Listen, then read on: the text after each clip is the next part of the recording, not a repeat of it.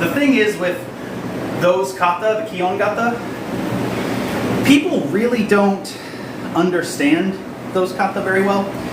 So you see them introduced to white belts, and usually after they've memorized them well enough to pass some sort of test for the next rank, they hardly ever touch them again. But there's honestly quite a bit of material in those kata if you know what you're looking for. I've actually taught seminars on just those 3 kata, and you'd be surprised how much is there. For example, just to start off with, you're learning about hip rotation and weight transfer.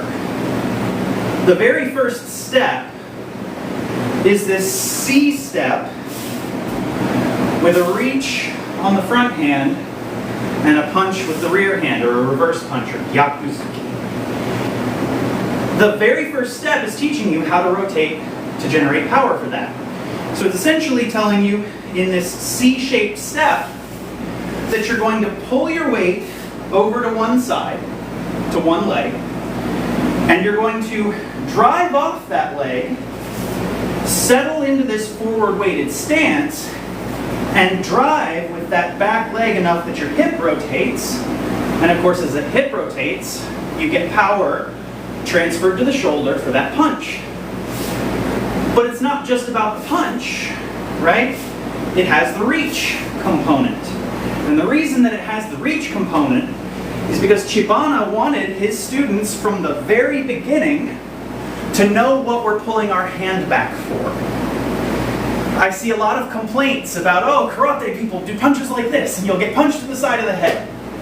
Which, for a lot of karate practitioners, is true, because either they don't know what this is for, or they think it's for generating power, and it's not. The beginning of the Kihongata tell you right away, reach out and grab something, and pull it as you punch. It's giving you the answer from the first step in the kata.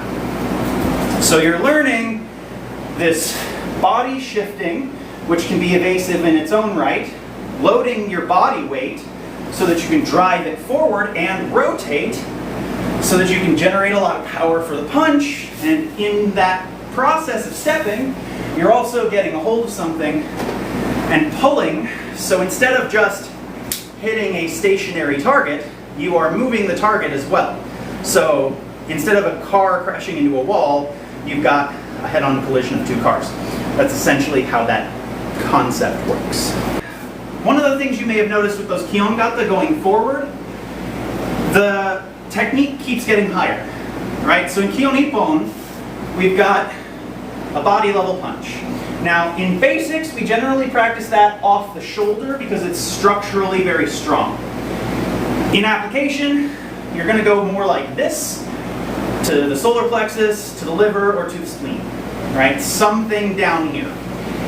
But again, this is for training the structure and mechanics so that we can work on being as strong as possible, right?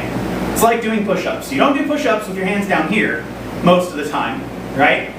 And you don't do them up here most of the time. You do them under your shoulders because that is a strong place to be pushing from. So for beginners, it makes sense.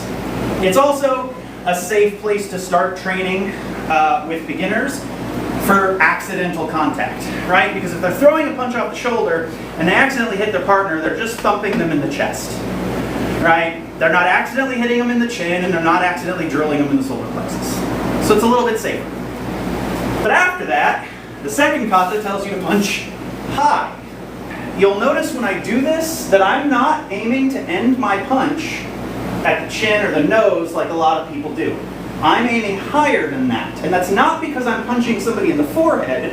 It's because I'm making contact on this punch here. And that is just the drive through. So the high punch is more like an uppercut, in a sense.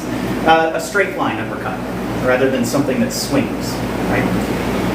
And then finally, Kion Sanbon goes into this Joranuke, or your high-level receiver, high block. Blocks are bad terms for those techniques because they work much better as strikes and locks and all kinds of other things besides blocking.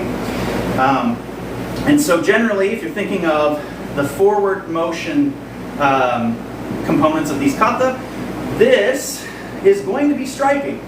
Just like that was striking in the first one, and this was striking in the second one, this is striking in the third one. The difference is, it's going almost exclusively up, right? The first technique was straightforward.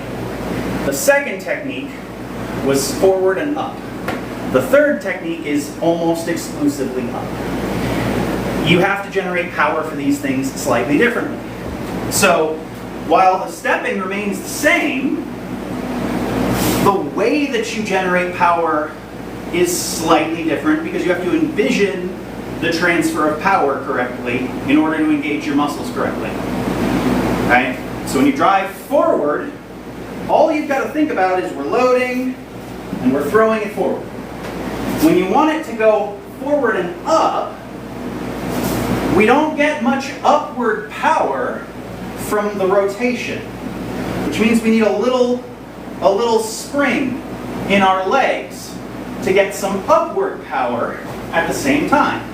And then when we're doing Jodan-uke, we need even more.